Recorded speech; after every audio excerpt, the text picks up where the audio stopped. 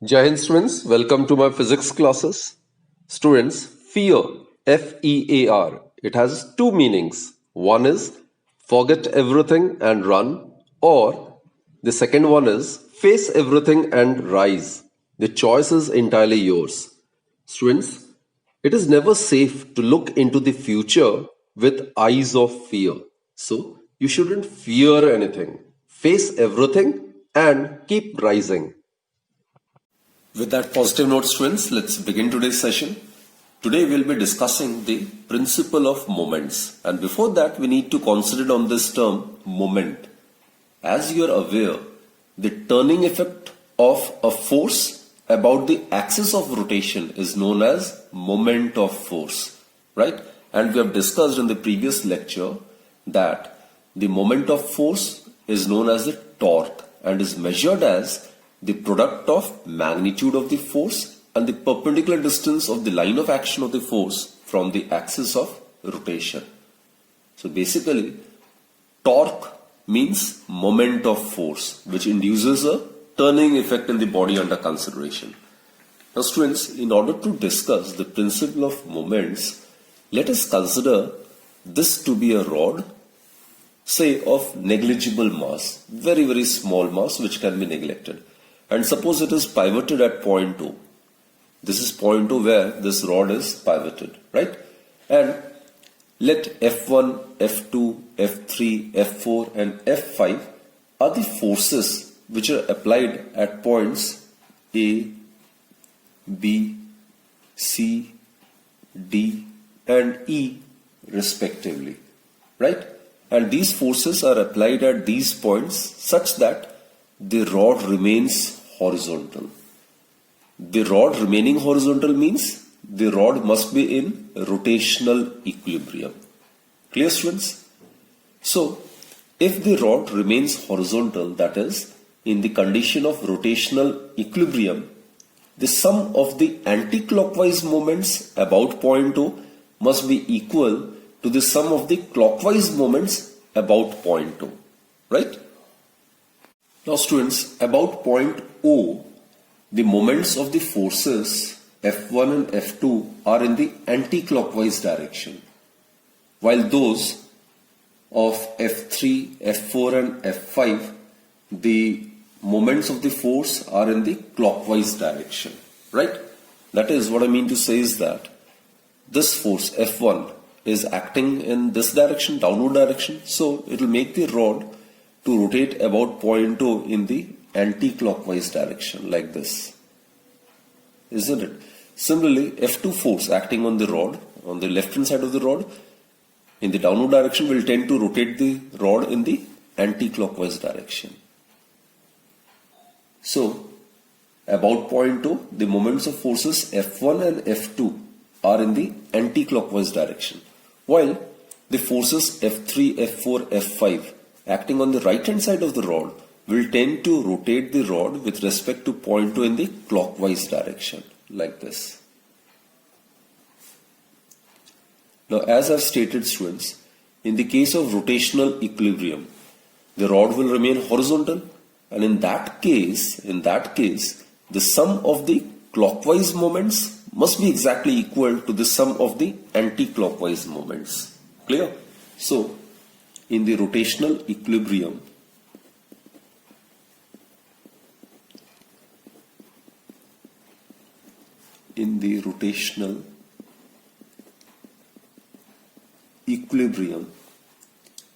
the sum of anti-clockwise moments,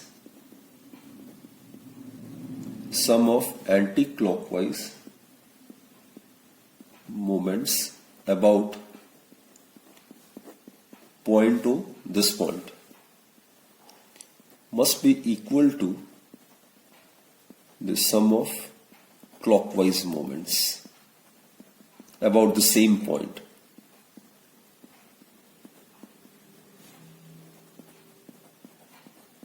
About point O, right? So what you get is sum of anti-clockwise moments. Now this is F1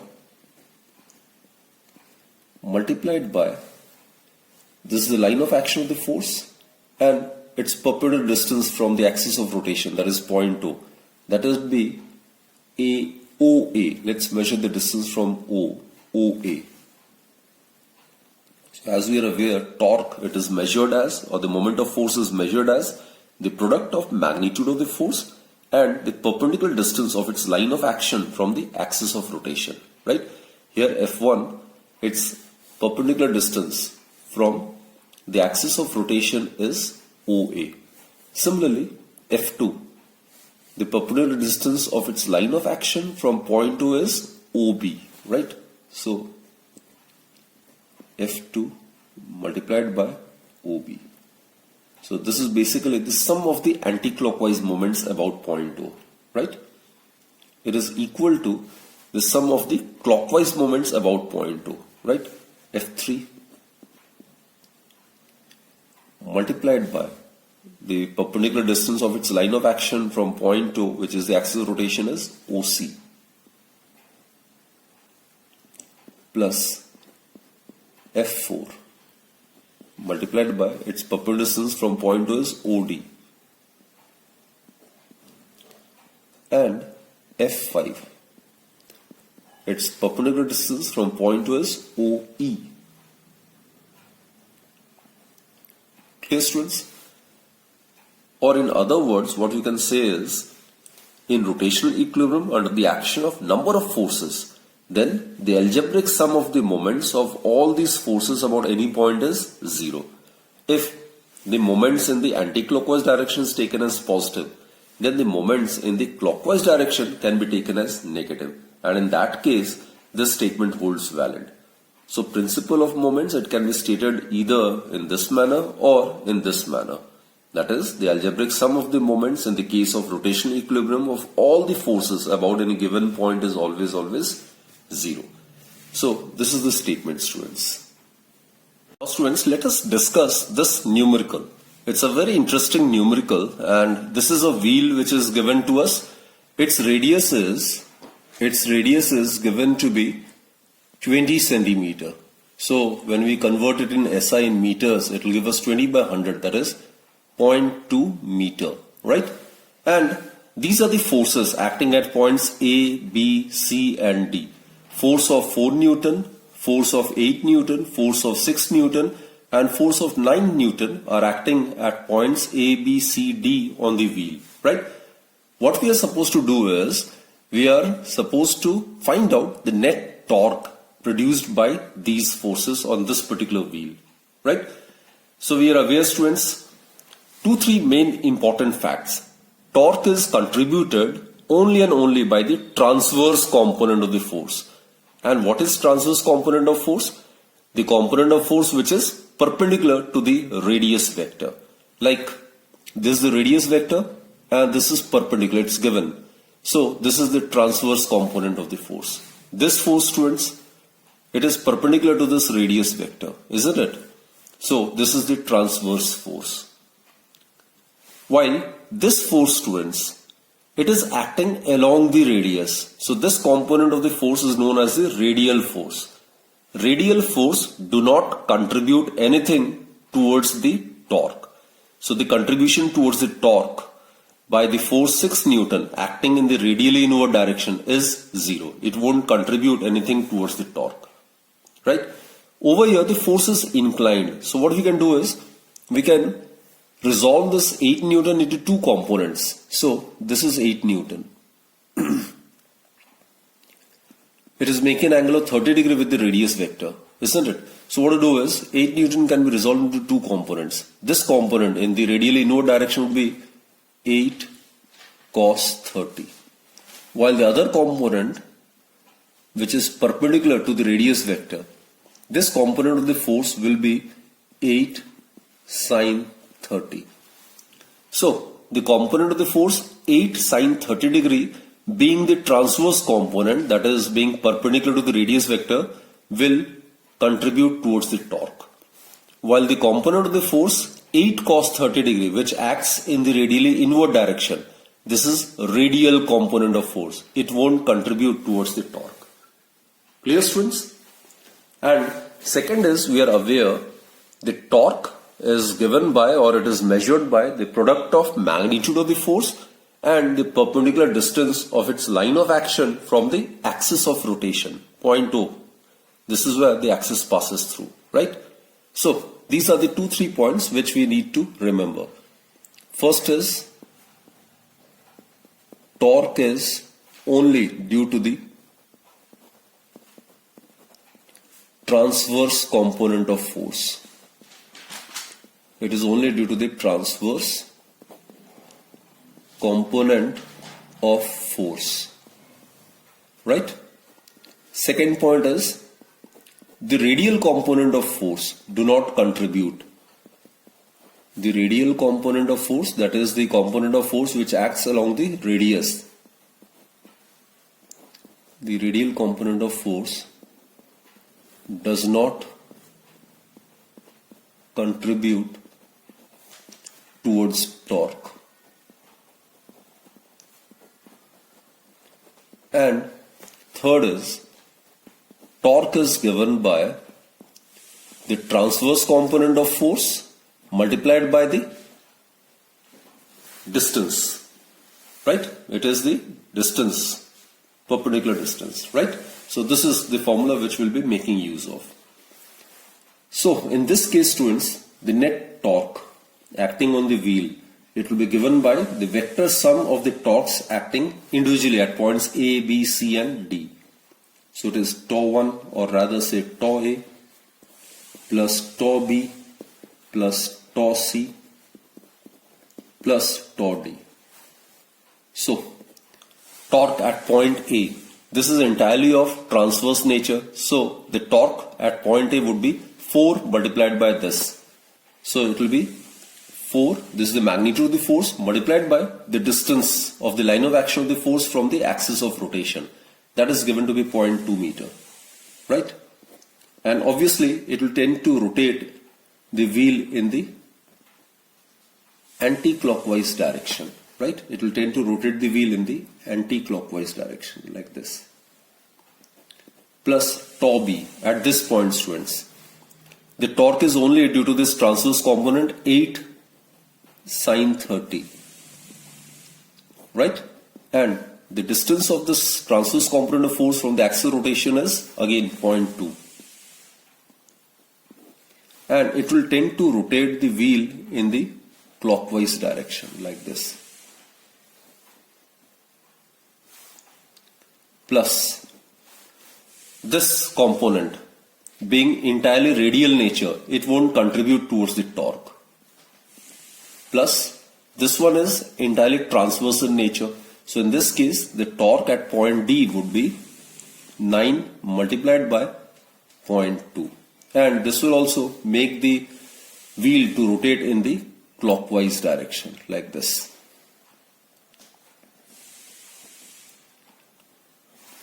So students, what we get is 0.8 in the anti-clockwise plus sine 30 is half, isn't it? Half multiplied by 8 is 4. 4 multiplied by 0.2 is 0.8 in the clockwise direction plus 0 plus 9 into 0.2, that is 1.8 again in the clockwise direction. So it will give us, students, 0.8. These two tend to rotate the wheel in the same direction, so they will get added up. So it will give us 2.6 in the clockwise direction. Now students, in case clockwise direction is taken as positive, so anti-clockwise will be taken as negative. So it will be minus 0.8 plus 2.6.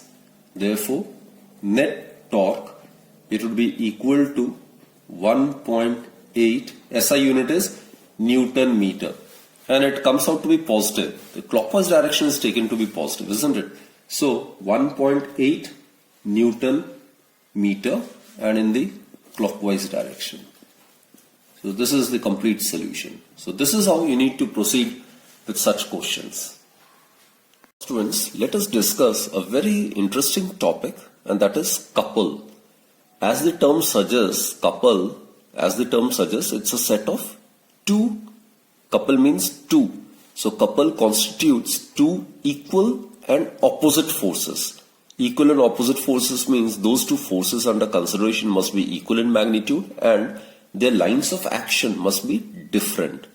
So a couple is a set of two equal in magnitude and opposite in direction forces having different lines of action, right? And remember students, a couple always produces rotation without any translational motion. Clear? Actually, you need to understand the difference between torque and couple. Torque is the turning effect produced by a single force. I repeat students, torque is the turning effect produced by a single force. While on the other hand, couple, it constitutes two equal and opposite forces. So couple is only a set of two equal and opposite forces, right? And having different lines of action. And moment of couple, what will be the moment of couple? It is the rotational effect produced by the couple. That will be known as moment of couple. And definitely, couple is also a vector quantity and its units and dimensions are same as that of torque. Now students, let us consider this to be a magnetic compass needle, right? As we are aware, the Earth's magnetic field exerts equal and opposite forces on the poles of the compass needle. Suppose this is the south pole and let us consider this to be the north pole of the compass needle. So Earth has got its own magnetic field. So due to that, it exerts equal and opposite forces.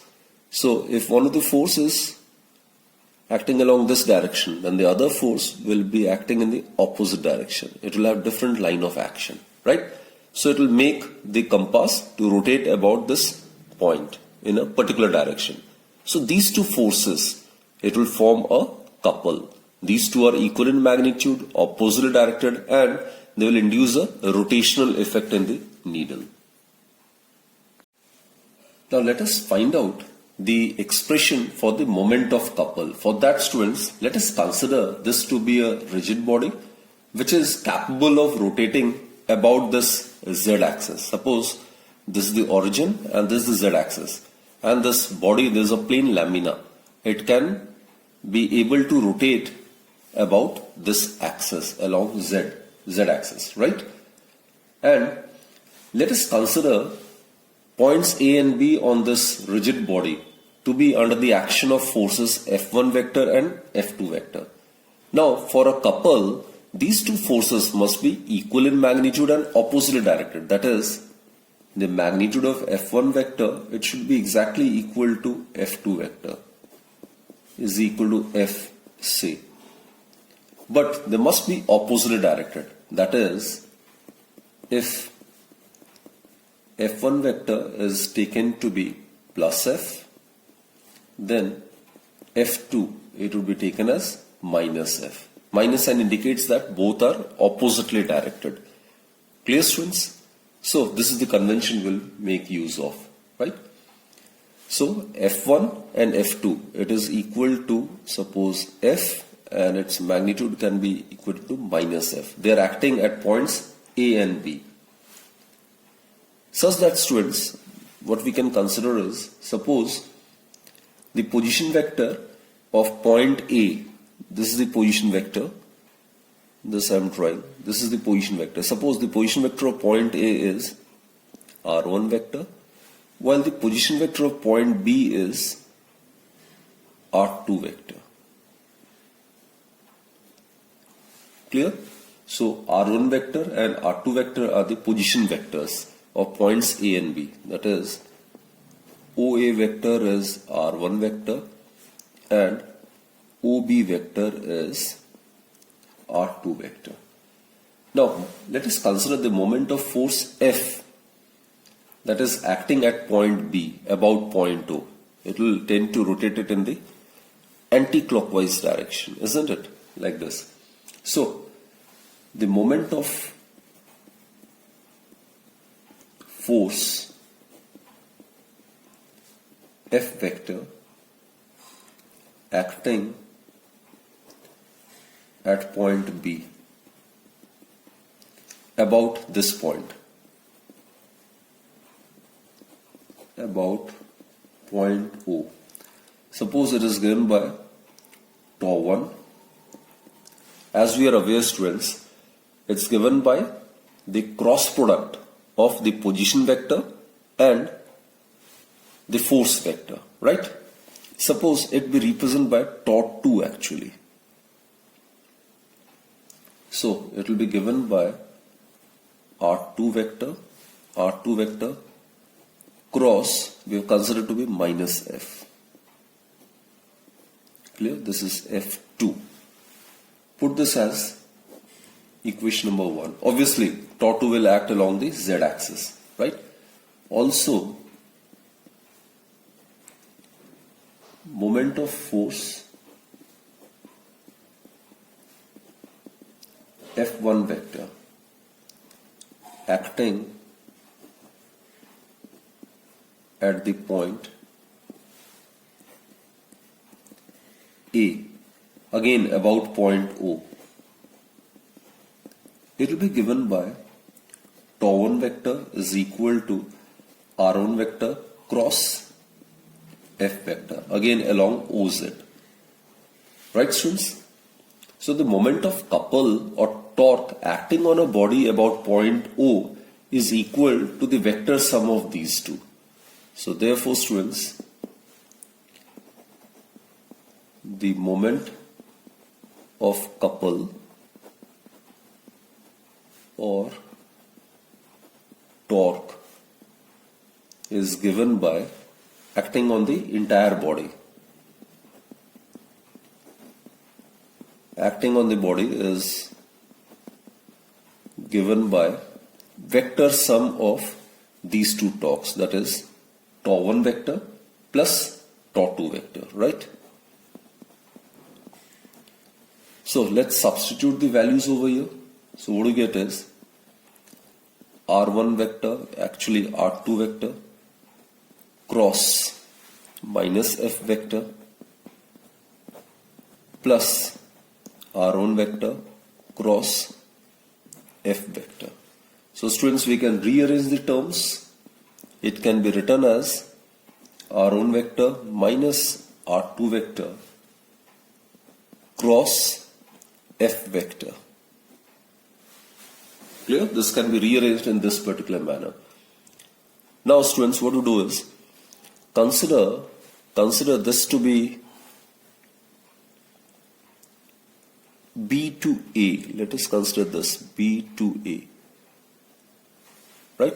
Now this is a triangle. We can very much make use of triangle law of vector addition over here. So using triangle law of vector addition over here, what we get is OB vector plus BA vector. These are the two vectors of the triangle taken in the same order. So vector resultant is given by the closing of the third side of the triangle taken in the opposite order. So R2 vector plus, suppose this is R vector, BA vector is R vector. It is equal to R1 vector, which implies that R vector is equal to R1 vector minus R2 vector. Clear? So here students, in place of R1 minus R2, it is R1 minus R2, we can write R vector. So what we get is tau vector is equal to R vector cross F vector. So basically students, the above equation after substituting the value of R1 minus R2 as R vector will give us this expression, right?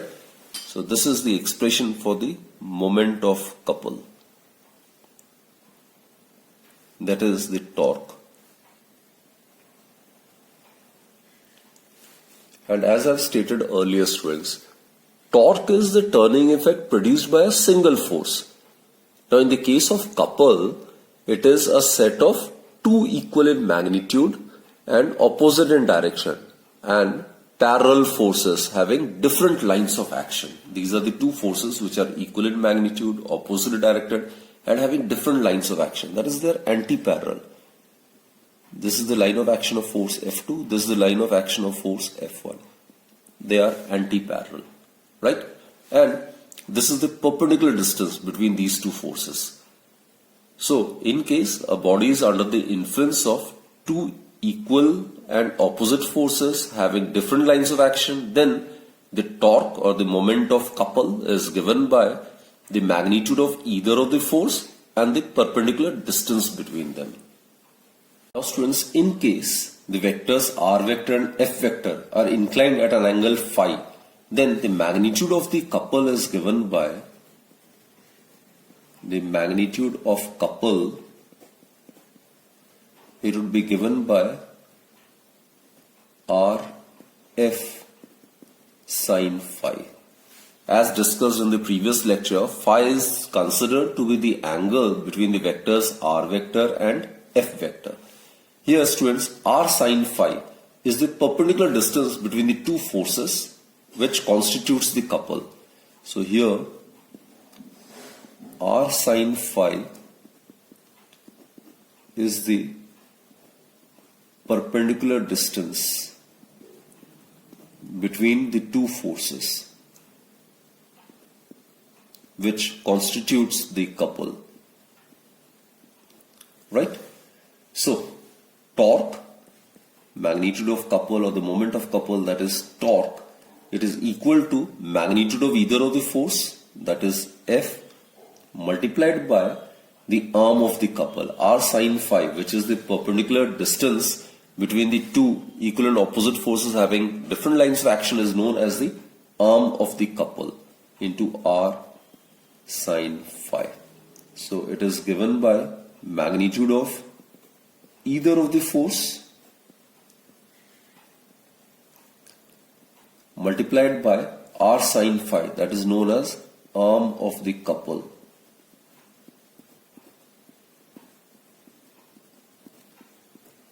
So this is a very, very important expression, right? And as we have discussed earlier, moment of couple or torque is measured in Newton meter. Force, its SI unit is Newton. Arm of the couple, it's the distance, so it is in meter. So SI unit is Newton meter. So students, there are some practical applications of couple as well. I mean, there are a few examples from our daily life also. To open or close a water tap, a couple is applied with the help of fingers and thumb of our hand, right? Then again, to open the lid of a bottle, a couple is applied with the help of fingers and thumb of our hand. Then, as I have stated earlier, the Earth's magnetic field, it exerts equal and opposite forces on the poles of a magnetic compass needle, and these two forces constitute a couple, right? So students, I hope you have understood the concept of principle of moments and understood the difference between torque and couple, right? So that's it for this particular session. Do study very well and on consistent basis, and keep watching my videos. Thank you students.